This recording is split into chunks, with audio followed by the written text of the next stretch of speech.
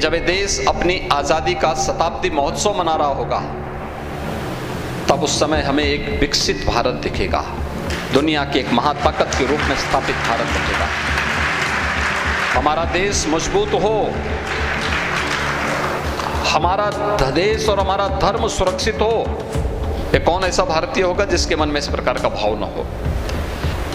राष्ट्र से जुड़ी भी किसी चुनौती को लेकर के अगर हम मुंह मोड़ने का प्रयास करेंगे, तो देश, वर्तमान और भावी पीढ़ी कभी हमें माफ नहीं करेगी। एक धार्मिक पीठ अपने आप को केवल अपने पूजा पद्धति तक सीमित नहीं रख सकती। हम देश और समाज की ज्वलंत समस्याओं से अपने आप को अलग नहीं कर सकते। धर्म कभी भी हमें देश और समाज से जुड़ी हुई ज्वलंत समस्याओं से पलायन करने के लिए आज्ञा नहीं देता है। हम अपने आप को उन चुनौतियों के साथ जूझने के लिए तैयार करें। समाज और राष्ट्र से जुड़ी हुई समस्या को अपनी समस्या माने। हमारे धर्म स्थलों को उसके अनुरूप अपने आप को ढालना पड़ेगा। समाज से जुड़ी हुई समस्याओं को लेकर के अगर हम पलायन करेंगे तो जन विश्वास को खोएंगे। राष्ट्र से जुड़ी भी किसी चुनौती को लेकर के अगर हम मुंह मोड़ने का प्रयास करेंगे, तो देश, वर्तमान और भावी पीढ़ी कभी हमें माफ नहीं करेगी। और यही भाव गोरक्षपीठ अपने पूर्व आचार्यों के सानिध्य में लेकर के निरंतर चला है। और आज भी आपने पिछले विगत एक सप्ताह के अंदर दोनों सत्रों में चले हुए विभिन्न प्रकार के कार्यक्रम उन सभी समसामयिक मुद्दों और मूल्यों की ओर समान का ध्यानाकर्षण करने का भी वह एक माध्यम बना है। एक सप्ताह के अंदर उन विभिन्न मुद्दों पर चर्चाएं हुई। वे चर्चाएं चाहे वह भारत के सांस्कृतिक आंदोलन से जुड़े हुए मुद्दे हों, से राम जन्मभूमि पर भगवान राम के भव्य मंदिर निर्माण का कार्यक्रम, ये भारत की लोकतंत्र की और भारत की न्यायपालिका की ताकत का एहसास वैश्विक मंच पर कराता है। भारत की योग की परंपरा को वैश्विक मान्यता मिलना, ये भारत की विरासत की विजय है। कुंभ को वैश्विक मान्यता देकर के मानवता की अमूर्त सांस्कृतिक धरोहर के रूप में मान्यता मिलना, ये भारत की सांस्कृतिक विजय के अभियान का हिस्सा है। भारतीय नस्ल के गोवंश के संरक्षण की वकालत आज वैश्विक मंच पर होना, और जब मानवता विभिन्न प्रकार की बीमारियों से ग्रसित है, इसमें बहुत सारी बीमारियां तो ऐसी हैं जो स्वयं मनुष्य ने अपने भौतिकता में, अति भौतिकता के पीछे पड़कर के स्वयं अर्जित की हैं। उनसे मुक्ति का कोई राह दिखा सकता है तो भारतीय नस्ल का गोवंश प्राकृतिक खेती के माध्यम से उस राह को दिखाने का एक सशक्त माध्यम बन सकता है। और इस पर आज विचार किए जाने की आवश्यकता है, इस पर कार्य किए जाने की आवश्यकता है। इस दिशा में एक नए मंथन को आगे बढ़ाने की आवश्यकता है। गाय भी बचेगी और मानवता उन तमाम प्रकार की बीमारियों से बचेगी जो आज देख रहे थे। मैं आज सुबह जनता दर्शन के कार्यक्रम में गया था। लगभग 300 से ज़्यादा लोग जनता दर्शन में आए हुए थे, और मुझे ज़्यादातर मामले किस प्रकार के देखने को मिले। कैंसर के पेशेंट आए थे, किडनी खराब होने के वाले पेशेंट आए थे, किसी का लीवर खराब हो गया है, कोई हार्ट की बीमारी से परेशान है। गलती उनकी नहीं। जो कुछ हम खा रहे हैं, ये फर्टिलाइजर, ये केमिकल, ये पेस्टिसाइड, ये कहीं ना कहीं जिसका इस्तेमाल खेती बाड़ी के लिए किया खेती के लिए किया जा रहा है, ये डायरेक्ट नहीं, इनडायरेक्ट तो हमारे अंदर ही भोज्य पदार्थों के रूप में जा रहा है, और फिर एक समय वही बीमारी बन करके इतना विभत्स रूप लेता है। स्वच्छता अभियान भारत का इतना अच्छा अभियान बना, इसने न जाने कितने लोगों के जीवन को बचाने का काम किया। हमें हर एक उस अभियान की कीमत को समझना भी पड़ेगा। आज से पहले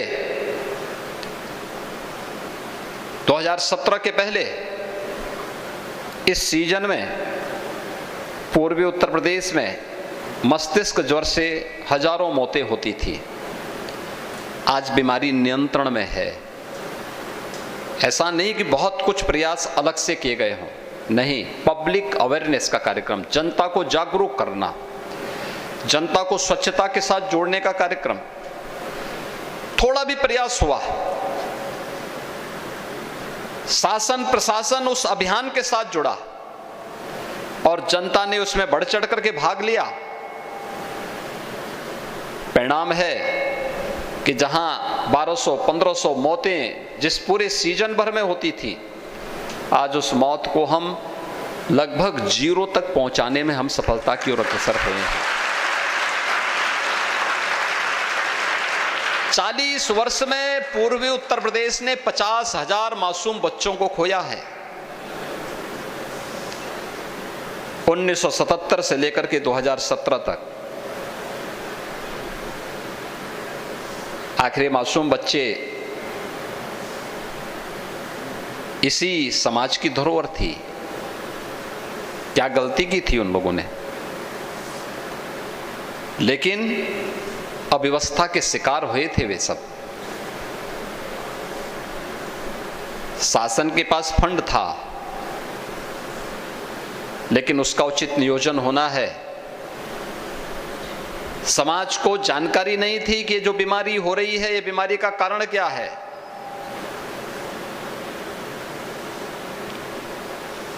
गंदगी उसका कारण है।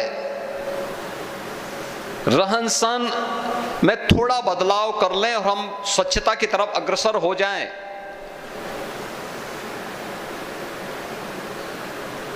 तो हो सकता है उन सब बच्चों को भी उस समय बचाया जा सकता था। लेकिन उस दिशा में कोई ठोस प्रयास नहीं हो पाए। और एक वक्त है, ये समय है आज की, कि जो कुछ भी भारतीय है इसका शोधन नए परिप्रेक्ष्य में, नए प्रयास के साथ आगे बढ़ने की आवश्यकता है। आज जिस दिशा में सभी लोग मिलकर के एक साथ आगे बढ़ रहे हैं, वह हर एक क्षेत्र में भारत को एक नई प्रतिष्ठा दिलाएगा। आज वैश्विक मंच पर भारत की प्रतिष्ठा बढ़ी है। भारत दुनिया की एक बड़ी ताकत के रूप में उभर रहा है। प्रत्येक भारतवासी को भी इस पर गौरव की अनुभूति करनी चाहिए। आजादी का ये अमृत महोत्सव वर्ष भी है। हम सब ने 15 अगस्त 2022 को देश की आजादी के 75 वर्ष पूरे किए हैं। आजादी के इस अमृत महोत्सव वर्ष में इन 75 वर्षों की इस यात्रा को हम लोगों ने, बहुत सारे लोगों ने बहुत नजदीक से महसूस किया होगा। किसी ने 15 वर्ष, किसी ने 5 वर्ष, किसी ने 20 वर्ष, किसी ने 30 वर्ष, किसी ने 40, किसी ने 50 वर्ष की इस यात्रा को नजदीक से देखा होगा। भारत दुनिया की एक ताकत बन रहा है, लेकिन दुनिया की एक महाताकत के रूप में भारत को स्थापित करने के लिए अभी बहुत कुछ किए जाने की आवश्यकता है। इसके लिए किसी दूसरे पर जिम्मेदारी डाले बगैर प्रधानमंत्री मोदी जी ने 15 अगस्त 2022 को लाल किले की प्राचीर से देश को कुछ महत्वपूर्ण मंत्र दिए थे। पंच प्रण भी उसी का एक हिस्सा है। हर व्यक्ति को अपनी विरासत पर गौरव की अनुभूति करनी होगी। कृतज्ञता ज्ञापित करना अपने पूर्वजों के प्रति, अपनी परंपरा के प्रति, यह भी उसी का हिस्सा है। हमें विकसित भारत बनाना है। विकसित भारत बनाने के लिए हमारे स्तर पर क्या प्रयास हो सकता है? हर व्यक्ति जो जिस क्षेत्र में कार्य कर रहा है, अगर वह अपने कर्तव्यों का ईमानदारी पूर्वक निर्वहन करने लग जाए, अपने कर्तव्यों का अपने अपने क्षेत्र में, धार्मिक क्षेत्र से जुड़े हुए लोग धार्मिक जागरण के कार्यक्रम को व्यवस्थित रूप से आगे बढ़ा दें, व्यापारिक संगठनों के लोग व्यवस्थित तरीके से उन कार्यक्रमों को आगे बढ़ा लें, शिक्षा जगत से जुड़े हुए लोग शिक्षा के उस क्षेत्र में नई प्रगति के द्वार खोल लें, प्रशासन से जुड़े हुए लोग प्रशासनिक व्यवस्था के साथ, समाज सेवा के क्षेत्र में जुड़े हुए लोग समाज सेवी एक निश्चल और निष्पक्ष भाव के साथ कार्य करना प्रारंभ कर देंगे। कोई कारण नहीं कि जब ये देश अपनी आजादी का शताब्दी महोत्सव मना रहा होगा, तब उस समय हमें एक विकसित भारत दिखेगा, दुनिया की एक महाताकत के रूप में स्थापित भारत दिखेगा। हमारा देश मजबूत हो, हमारा देश और हमारा धर्म सुरक्षित हो, ये कौन ऐसा भारतीय होगा जिसके मन में इस प्रकार का भाव न हो?